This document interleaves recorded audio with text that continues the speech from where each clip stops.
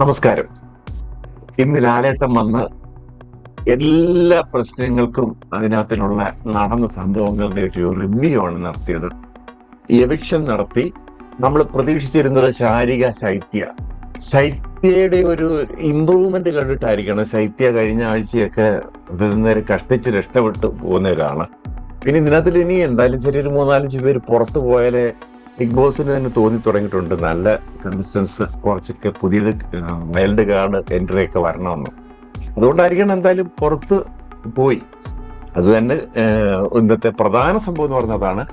നാളത്തെ സസ്പെൻസ് ആയിട്ട് ലാലേട്ടൻ പറയുന്നത് നാളെയും എവിക്ഷൻ ഉണ്ടോ എന്നുള്ള ഒരു സസ്പെൻസ് കൊടുത്തിട്ടുണ്ട്. നാളെ എവിക്ഷൻ ഉണ്ടാകും. അതുപോലെ പ്രധാനപ്പെട്ട ചില സംഭവങ്ങൾ നാളെ ഉണ്ടെന്നാണ് പറഞ്ഞത്. സസ്പെൻസ് ആണ്. നാളത്തേക്ക് നമുക്ക് കാത്തിരിക്കാം. ഇന്ന് നടന്ന പരിപാടി എന്ന് പറയുന്നതിനകത്തില് നമുക്കൊന്ന് നോക്കാം. ആദ്യം വന്നിട്ട് ഈ തെറി രാജാക്കന്മാരെ ഇടി രാജാക്കന്മാരെയൊക്കെ ഒന്ന് ഉടഞ്ഞു. ആദ്യം ഒനിയിലെ അഭിലാഷ്, ആര്യന് ഇവരുടെ ചെരിപ്പേറ്, ഇവരുടെ തെറിപറച്ചില്, പിന്നെ പബ്ലിക്കിനെ ഇതെങ്ങനെ റിയാക്ട് ചെയ്യുന്നു എന്നും പറഞ്ഞ് കുറെ പബ്ലിക് റിയാക്ഷൻസ് കാണിച്ചു. ഒരു മനുഷ്യർ ഇതിനകത്തിലെ തെറിവിളി ജനം സപ്പോർട്ട് ചെയ്യുന്നില്ല എന്നുള്ളത് അകത്ത് കിടക്കുന്ന കണ്ടസ്റ്റൻസിനെ കൂടെ മനസ്സിലാക്കി കൊടുത്തത് ലാലേട്ടൻ. എന്തിനെ ചുരുക്കി പറയാൻ ലാലേട്ടൻ പറഞ്ഞു, ഞാനല്ലേ നിങ്ങളെ ഇതിനകത്ത് കൊണ്ടുവന്നേ, ഞാൻ തന്നെ പബ്ലിക്കിനോട് മാപ്പ് ചോദിക്കുന്നു എന്നാണ് പറഞ്ഞിട്ടുള്ളത്. ലാലേട്ടൻ തന്നെ പൊതുജനത്തിനോട് മാപ്പ് ചോദിച്ചു ഇന്ന്.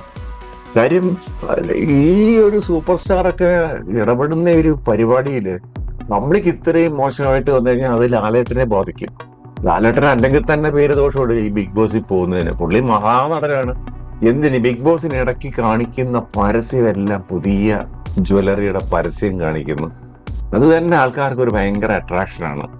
ആരും കൊതിച്ചു പോവും എന്നൊക്കെ പറയുന്ന ആ ഒരു ഡയലോഗൊക്കെ പ്രത്യേക ടോണിലാണ് പറയുന്നത്.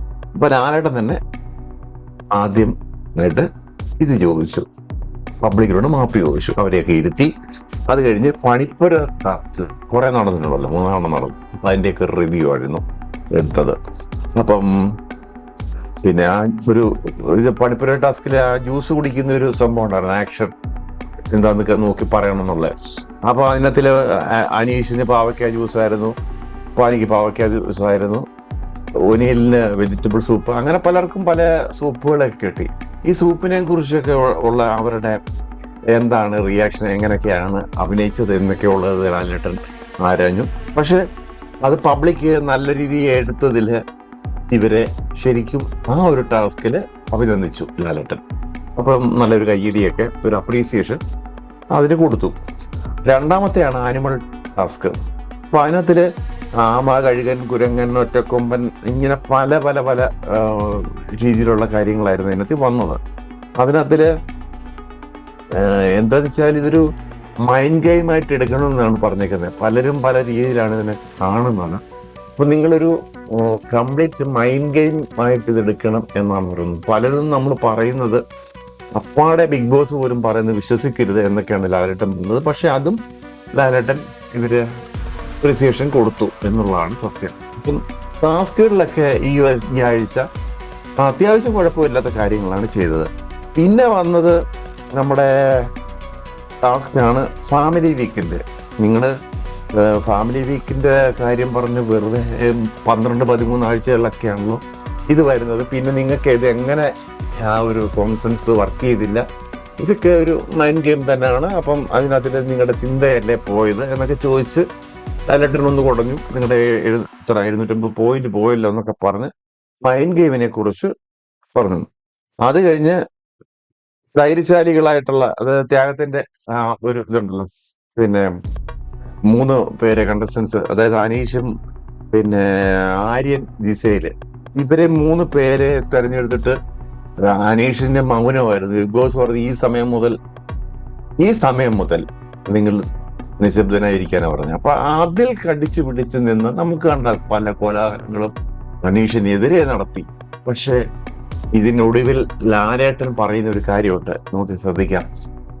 ആര്യനെ ശരിക്കും കുടഞ്ഞു. ആര്യന്റെ ഒരു ടാസ്ക്, അതിന്റെ പുള്ളിക്ക് വാഡ്ജൊക്കെ ഉള്ളതുകൊണ്ട് ഡ്രസ്സിന്റെ കാര്യത്തിൽ അത്രയും പോയിന്റ് കളയണ്ടെന്നുള്ളത് ഒരു ന്യായമാണ്. പക്ഷെ ആര്യൻ ഒരു വലിയ എന്തുവാ രൺധീർ കപൂർ ആയതുകൊണ്ട് തലമുട്ടി അടിക്കണ്ട എന്നൊക്കെയുള്ള സ്റ്റൈലില് ജിസയിൽ സപ്പോർട്ട് ചെയ്തു. എനിക്ക് തുണി പോയി, തുണിയില്ല എന്നൊക്കെ പറഞ്ഞിട്ട് അങ്ങനെ കുറെ കംപ്ലൈന്റുകൾ. എന്തായാലും ശരി, കുറഞ്ഞു. ആര്യന്റെ ആ ഒരു തീരുമാനം എടുക്കാത്തതിനെ കുറിച്ച് ലാലേട്ടൻ ചോദ്യം ചെയ്തു. പക്ഷേ നമ്മൾ ഈ ബിഗ് ബോസ് ഹൗസിൽ എല്ലാവരും കുറ്റപ്പെടുത്തിയ അനീഷ് അങ്ങനെ പറഞ്ഞുകൊണ്ടാണെന്നൊക്കെ പറഞ്ഞിരുന്നെങ്കിലും ലാലേട്ടൻ അനീഷിനെ ഇന്ന് സമ്മതിച്ചു. ലാലേട്ടൻ പറഞ്ഞ അനീഷാണ് ഗെയിമർ. നമ്മളും ഇതിനെക്കുറിച്ചൊക്കെ പറയുമ്പം അനീഷിന്റെ കാര്യത്തിൽ ഒരു പ്രത്യേക തന്ത്രം പുള്ളി മെനയുന്ന ആളാണ് നമ്മൾ പറഞ്ഞിട്ടുണ്ട്. അതാണ് ഇന്ന് ലാലേട്ടൻ അനീഷിന് കൊടുത്തൊരു കോംപ്ലിമെന്റ്. അങ്ങനെ ആ കാര്യങ്ങളൊക്കെ കഴിഞ്ഞ് ഇങ്ങനെ വന്നപ്പോൾ പിന്നെ ആര്യനും ജിസേൽ പല മുടി വെട്ടുന്ന കാര്യത്തെ കുറിച്ചൊക്കെ ചോദിച്ചു.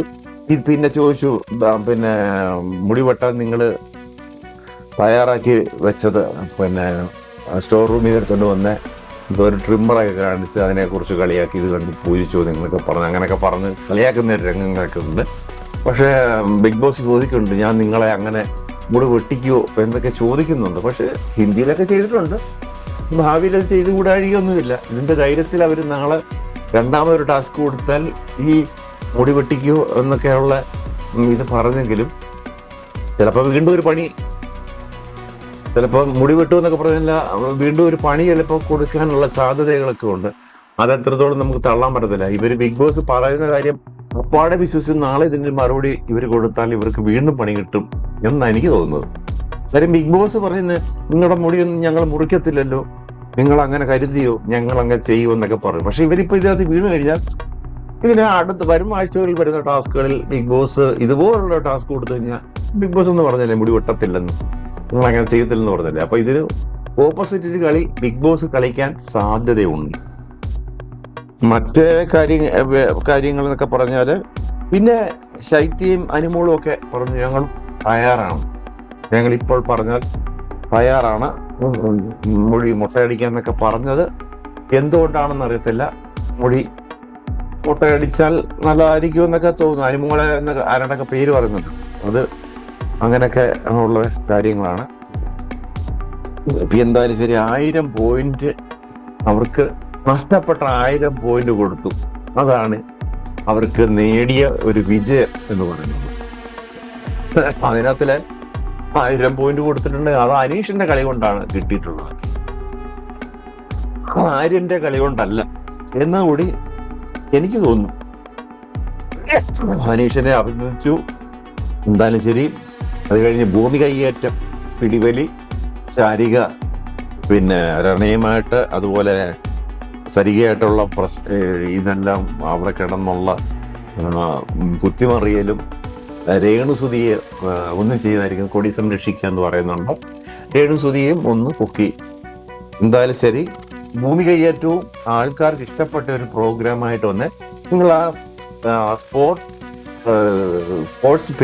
സ്പിരിറ്റില് എടുക്കുന്നത് കൊണ്ട് ലാലേട്ടൻ അത് ഇഷ്ടപ്പെട്ടു. നല്ലൊരു ഗെയിമായിരുന്നു. കാര്യം ആക്രമിച്ചിട്ടൊക്കെ ഉണ്ടെങ്കിലും ഭൂമി കൈകേറുന്നതിന്റെ ആ ഒരു ആവേശം അവിടെ കാണിച്ചു. നല്ലൊരു ഗെയിമായിരുന്നു അത്. കാര്യം എന്തോ പറഞ്ഞാലും.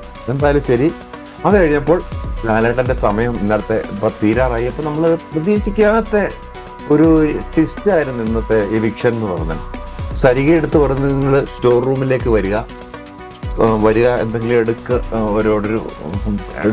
നമ്മൾ വിചാരിച്ച എന്തോ ടാസ്കിന്റെ എന്തെങ്കിലും ഒരു സാധനം എടുത്തുകൊണ്ട് വരുമെന്നായിരിക്കും പ്രശ്നം. പക്ഷെ ലാസ്റ്റ് മൊമെന്റ് ആയപ്പം ലാലേട്ടൻ അങ്ങോട്ട് വിളിച്ചപ്പോഴത്തേക്ക് ഇവിടെ എല്ലാവർക്കും ഒരു ആകാംക്ഷയായി, എവിക്ഷനാണോ എന്നും പറഞ്ഞു. അപ്പൊ സരിക തിരിച്ചു വരാത്തത് കൊണ്ട് ഇവിടുന്ന് പലരും എഴുന്നേക്കാനൊക്കെ ശ്രമിച്ചു. ബിഗ് ബോസ് അത് തടഞ്ഞു. അപ്പോൾ അതുവരെ അങ്ങോട്ടും ഇങ്ങോട്ടും അടിച്ചവരും പിടിച്ചവർക്കും ഒക്കെ മാനസികമായി, അതിനകത്ത് എവിക്ഷൻ എന്ന് പറയുമ്പോൾ ഒരു മാനസിക പ്രയാസം ഉണ്ടാവില്ല. അത് ഇന്നവിടെ കാണാൻ പറ്റിയിട്ടുണ്ട്. ശത്രുതയിലിരുന്ന സരികയും പിന്നെ റനെ ചോദിക്കുന്നുണ്ട്, ശത്രുതയായിട്ട് എടുക്കുമോ ചോദിച്ച്, കളിയുടെ ഭാഗമല്ല, ഇല്ല അങ്ങനൊന്നും എടുക്കത്തില്ല എന്നൊക്കെ പറയുന്നുണ്ട്. പിന്നെ അപ്പാനി പറയുന്നുണ്ട് രമ്യ ഭാര്യയെ പോയിന്ന് കാണണം. കാര്യം വേറൊരു വിഷയം കിടപ്പുണ്ടല്ലോ അപ്പാനിയുടെ. അപ്പോൾ നേരത്തെ വിക്റ്റാവണെ പോയി കാണണം എന്ന് പറയുന്നുണ്ട്, പോയി കാണാമെന്ന് പറയുന്നുണ്ട്. അങ്ങനെയൊക്കെയുള്ള സംഭവ ബഹുലമായ ഒരു എപ്പിസോഡായിരുന്നു ഇന്നത്തെ. നാളെ ഇതിനപ്പുറമുള്ള സസ്പെൻസീവായിട്ടാണ് ലാലേട്ടൻ പറഞ്ഞിരിക്കുന്നത്. എന്താണ് സസ്പെൻസ് എന്ന് നമുക്കത് കണ്ടു കഴിഞ്ഞാൽ മാത്രമേ വരാൻ പറ്റുള്ളൂ. നാളത്തെ പ്രൊമോ എന്തെങ്കിലുമൊക്കെ വരുമായിരിക്കും, അതിനകത്ത് വാലിന്തലേ കാണിക്കത്തുള്ളൂ. അങ്ങനത്തെ പറയുന്നത് നമ്മൾ പൂർണ്ണമായിട്ട് വിശ്വസിക്കാനും പറ്റത്തില്ല. ബിഗ് ബോസ് 7ന്റെ പണി എന്ന് പറഞ്ഞാൽ അത് പണിയാണ്. അത് കണ്ടസ്റ്റൻസിന് മാത്രമല്ല, നമ്മൾ വ്യൂവേഴ്സിനും ചിലപ്പോൾ 7ന്റെ പണിയായിട്ട്